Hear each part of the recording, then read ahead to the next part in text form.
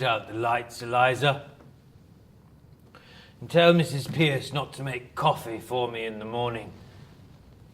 I'll take tea. What the devil have I done with my slippers?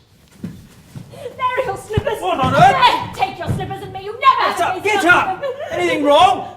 Oh, nothing wrong with you! Oh, you haven't died. That's enough for you. I don't matter, I suppose! You won my bet. You! Presumptuous insect. I won it! What did you throw those slippers at? Oh, because I wanted to smash your face! I'd like to kill you, you selfish brute! Why didn't you leave me where you picked me up out of in the gutter? You thank God it's all over and you can throw me back there again, do you? The creature is nervous after all. Ah, would you? Claws in, you cat! How dare you show your temper to me? Sit down. And be quiet. What's to become of me? What's to become of me? How the devil do I know what's to become of you? You don't care. You wouldn't care if I was dead. I'm nothing to you, not so much as them slippers. Those slippers! Those slippers. I didn't think it made any difference now. Why have you begun going on like this? May I ask whether you complain of your treatment here? No. Has anybody behaved badly to you? Colonel Pickering, Mrs. Pierce, any of the servants? No. I presume you don't pretend I've treated you badly. No. I'm glad to hear it. Perhaps you're tired after the strain of the day. Will you have a glass of champagne? No. Thank you. This has been coming on you for some days. I suppose it was natural for you to be anxious about the garden party, but that's all over now. There's nothing more to worry about. No, nothing more for you to worry about. Oh, God, I wish I was dead. Listen, Eliza, all this irritation is purely subjective. I don't understand. I'm too ignorant. It's only imagination. Nobody's hurting you. Nothing's wrong. Now you go to bed like a good girl and sleep it off. Have a little cry and say your prayers. I heard your prayers. Thank God it's all over. Well, don't you thank God it's all over? Now you're free. You can do what you like. What am I fit for? What have you left me fit for? Where am I to go? What am I to do? What's to become of me? Oh, that's what's worrying you, is it? I should imagine you won't have much difficulty in settling yourself somewhere or other. Though I hadn't quite realized you were going away. You might marry, you know. You see, Eliza, not all men are confirmed old bachelors like me and the Colonel. Most men are the marrying sort, poor devils. And you're not bad looking. You're quite a pleasure to look at, sometimes. Not now, of course, because you're crying and looking as ugly as the very devil, but when you're all right and quite yourself, you're what I should call attractive. That is to the people in the marrying line, you understand.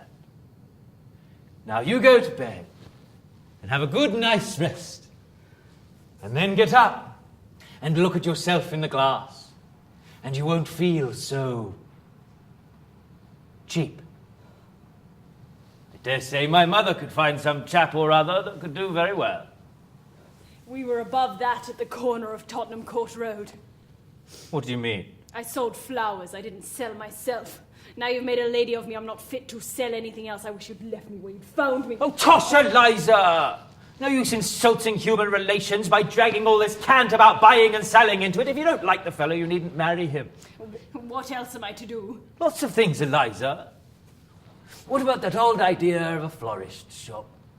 Pickering can set you up in one. He's lots of money. You'll have to settle those togs you've been wearing today, and that, with the hire of the jewellery, will make a big hole in £200. Why, 6 months ago, you would have thought it the millennium to have a flower shop of your own.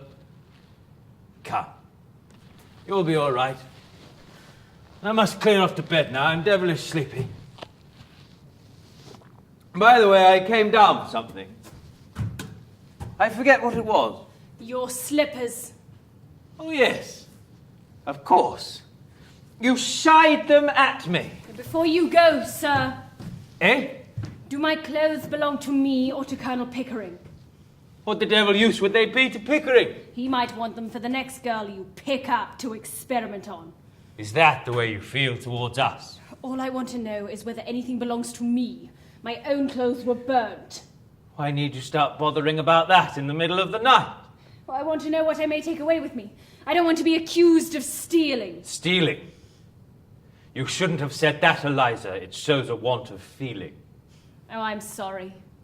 I'm only a common, ignorant girl, and in my station I have to be careful. There can't be any feeling between the like of you and the like of me. Please, will you tell me what belongs to me and what doesn't? You may take the whole damn house full if you like. Except for the jewels. They're hired. Will that satisfy you? Stop. Please. Will you take these to your room and keep them safe? I don't want to run the risk of their being missing. Hand them over! If these belong to me instead of to the jeweler, I'd ram them down your ungrateful throat! This ring is not the jeweler's. It's the one you bought me in Brighton. I don't want it now.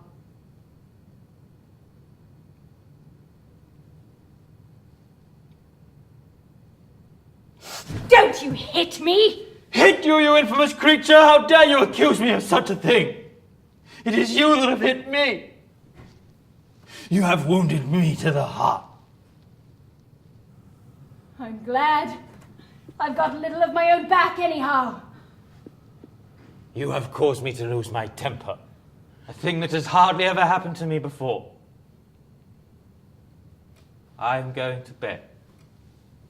Well, you better leave a note for Mrs. Pierce about the coffee, for she won't be told by me. Damn Mrs. Pierce. And damn the coffee. And damn you. And damn my own folly in having lavished my hard-earned knowledge and the treasure of my regard and intimacy on a heartless gutter snipe.